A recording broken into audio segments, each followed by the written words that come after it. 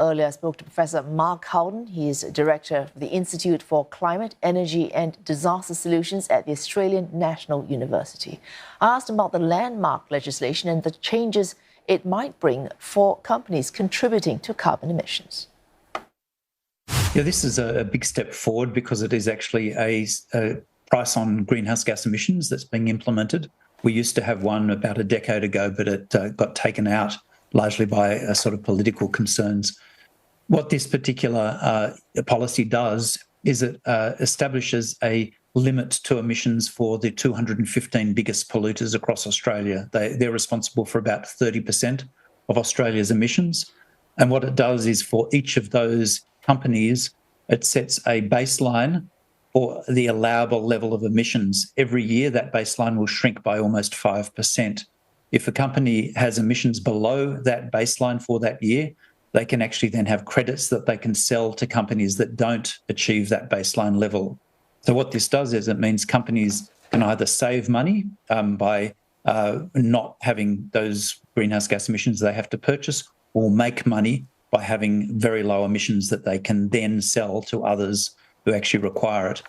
There's also an element of the ability to purchase some offsets, carbon offsets to offset greenhouse gas emissions, but there's a limit to those. And once they're above 30%, that limit is essentially you have to show cause as to why you're allowed to go over that limit.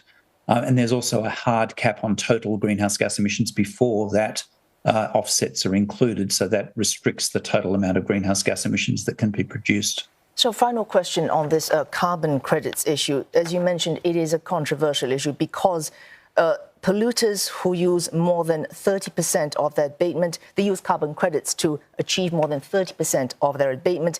They have to explain why they are not able to reduce their own emissions. Beyond explaining, is there any penalty, or why would they bother to keep to their emission limits? Well, it depends again on the detail of how this is going to be implemented, and it's not clear to me at this point how it's done.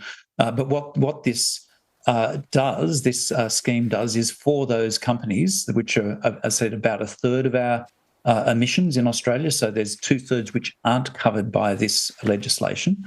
For those companies, it provides a very strong incentive to keep on reducing emissions.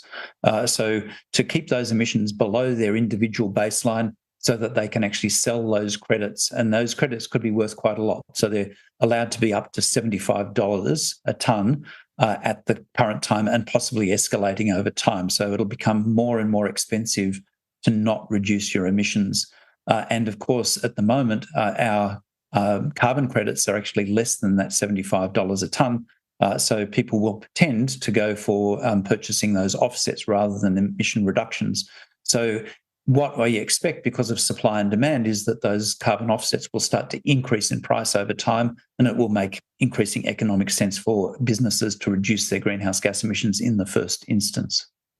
However, you've already heard objections coming from the opposition coalition, also from mining sectors within Australia. They've called this, and I think possibly following up on what you have mentioned, a carbon tax by stealth, also driving up costs at a time when Australia is already dealing with high inflation, and also the possibility of losing a lot of jobs, with companies needing, at least in the first instance, to spend more money to deal with these caps on their emissions. Would you have an answer to these objections at this point?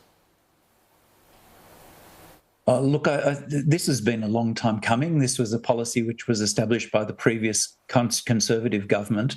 What this current government has done is essentially tighten up the baselines, so actually make it a policy with teeth. And so I don't think anyone could say that they haven't, that they're surprised by this policy.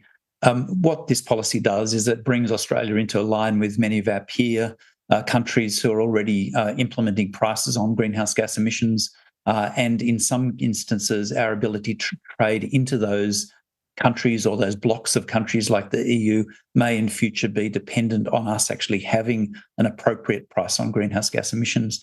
And so, that's the sort of barrier border mechanisms that could actually impose costs on Australian goods if we don't actually put this appropriate price on greenhouse emissions and start to reduce those emissions.